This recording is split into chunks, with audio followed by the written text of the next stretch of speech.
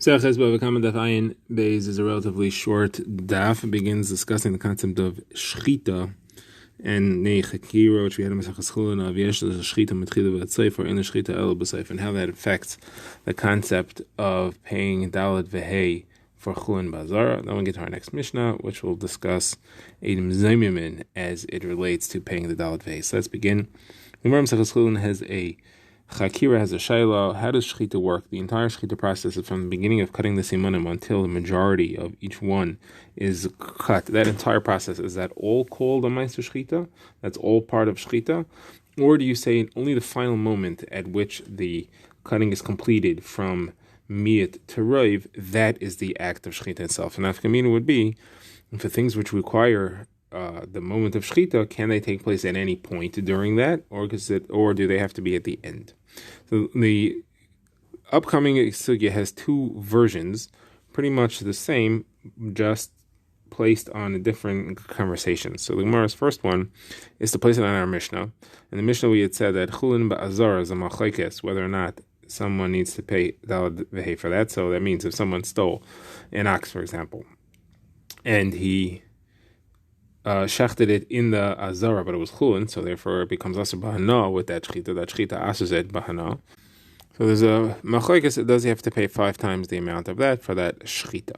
So the shita of Chachamim is yes, he does. So the Gemara now says that Rav Chavivi of Chazno said to Rav Ashi, this has to prove that shchita is only at the end, because if it was considered to be shchita from the beginning of the shchita, so then once the shchita begins, once one cuts the first 1%, that is already chulin bazar. That's already shchita bazar. Now it becomes iser hana. Once it's iser hana, it has no value. If it has no value, it can't be owned. If it's not owned, then it's not a stolen object, and therefore there shouldn't be any daled v'hei, which only takes place when the shchita is finished, because then you could say that he actually shechted it. As of now, he's just cutting a siman.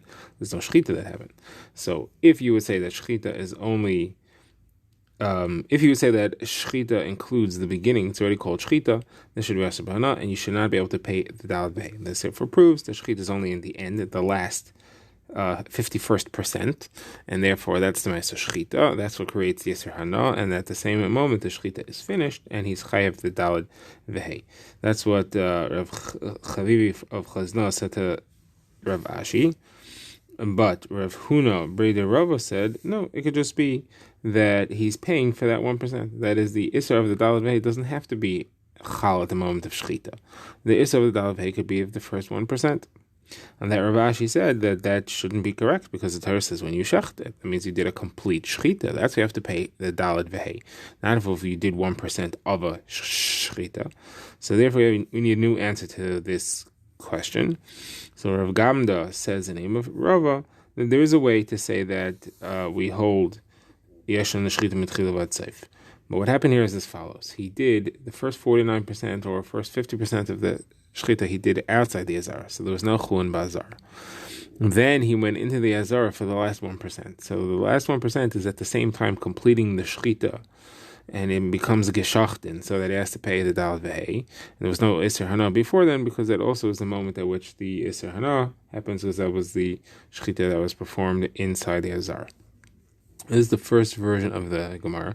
The second version has this conversation centered around the original discussion of yesh na shchita mitchila v'atzayf or ein na shchita mitchila v'atzayf. So the Gemara brings that. There you have Rav Shimon, who says in the name of Rabbi Levi Saba, shchita is only at the end. Rav Yechon says no, the entire thing is shchita from the beginning until the end. So says Rav Chavivi from Rav Chazna to Rav Ashi. So you see that Rav Yechon holds that the isser of chulin shenishchatu b'azar is only an isser d'Rabbanan, because if it would be an isser d'Oraisa, then it should be chal as soon as he begins to shecht, and therefore it should be also b'hana right away, and you should never be able to be mechayev the daled v'hei. So on that, Rava wanted to answer, no, you're chayev for the little bit that you shechted. That's what the chiv of the daled v'hei is enough to be chal on that. Rav Ashi said it can't be; it has to be in the entire shchita. And on that, the Gemara answered of Gamda, the name of Rava, that is referring to where the last 1% was in the azara, and therefore that's both the moment of Isser Hana and the moment of chayev daled v'hei.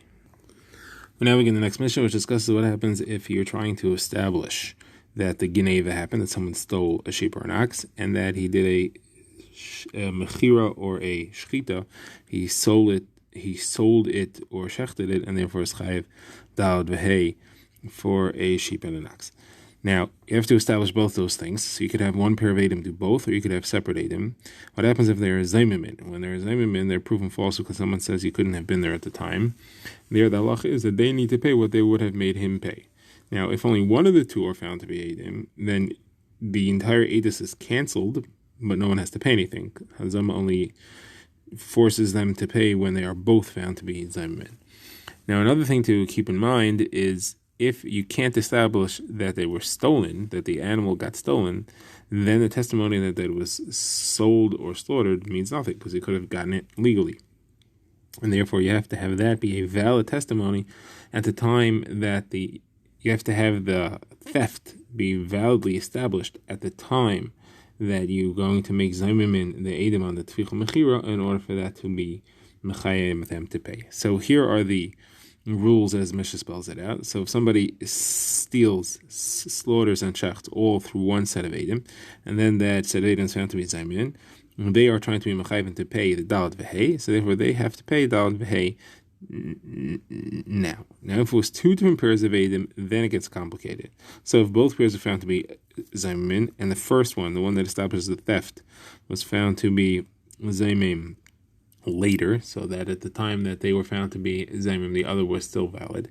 So both of them are Zaymim, both sets are Zaymim. So the first set that said that he stole it has to pay kefel, because that's what they made him pay. And the second set that says that he has to pay 2 or 3 times more, they have to pay that 2 or 3 times more, because that's what they were trying to be mechai of him to pay. Now, if only the latter set was found to be Zaymim, so that means that the first set is valid. So then the thief still has to pay kefel because he stole it, and those witnesses have to pay the 2 or 3 times extra. Now, if the first pair was found to be Zaymimin, the Mishnah doesn't speak about it directly. We'll see the Gemara a bit, but in that case, everything would be canceled. They would have to pay kefel, and the other ones wouldn't have to pay anything. Now, the Mishnah does speak about, however, if one pair of each was found to be Zaymim. So if one of the first ones was found to be Zaymim, that entire Edis is canceled. And the second Edis is canceled as well, because it's meaningless to say that there was a Tficha Mechira if you can't establish Geneva, so no one has to pay anything. If only one of the latter pair, then that Edis is canceled, but the first Edis is still valid, and the thief still has to pay kefel. But now again, the Gemara which just speaks about the general halacha of Eid Zaymim. So the Gemara wants to know, when does an Eid Zaymim become a possible Eid? Let's say he said his Eidus in Nisan, and then Eidim, to be mazim him, came in Iyar. So now we found out that Eidus that he said in Nisan was really false. So he's a possible Eid, and anything that he does is not valid. The question is, does that start from Nisan when he said his false Eidus, or does it start from Iyar when we established that Eidus had been false?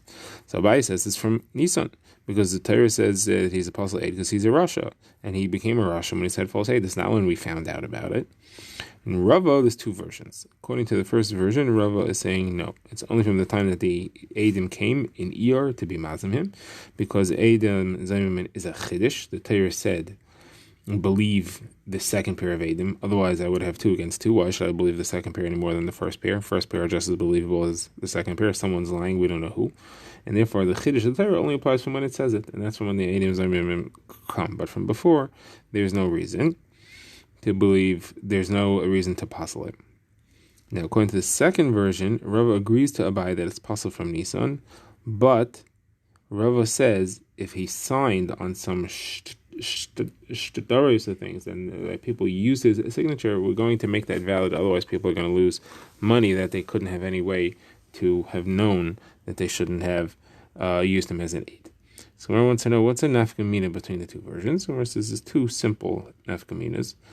One is if the first aid became an apostle some other way. He became an apostle because he was found to be a thief.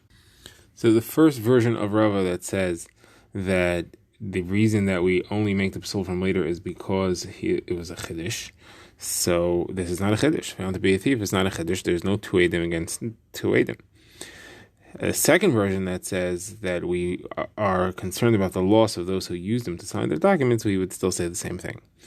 Now, the same nafkamina, the same breakdown applies for the second nafkamina. That's if you had two Eidim saying on each of the Eidim that they are Zaymim. So Reuven and Shimon came and said Eidus, and then you had two Eidim saying Reuven was a Zaymim, he was Imanu Yisem, and you had two Eidim saying Shimon was a Zaymim, Imanu Yisem. There, it's not 2 against 2, it's 2 against 1 for each of their sets of Eidos, and therefore it's not a Chiddush. And again, Rava's first version would say that it goes back to Mafreya. Rava's second version would say you still have to worry about Pseida de Lekuchais. Now, what is the halacha? Rabbi Yirmiyah Midifti says that Rav Papa did a Maisa like Rava, he passed like Rava. Rav Ashi says the halacha is like Abaye, and the halacha, says the Gemara, is like Abaye. This is one of Yal Kigam, this is the ayin for Eid Zaymim.